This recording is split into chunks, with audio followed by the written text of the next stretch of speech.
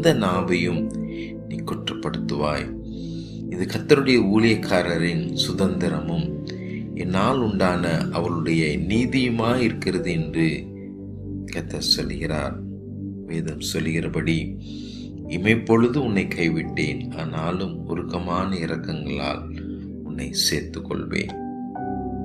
ஒரு நிமிடம் கண்களை மூடி, ஆண்டவரே, உமக்கு விரோதமாய் நான் செய்த தவறுகளின் நிமித்தமாய் என் வாழ்க்கையில் வந்திருக்கிற இந்த போராட்டத்தை கர்த்தர் நீர் மன்னித்து மீண்டும் என்னை உயிர்ப்பியும்.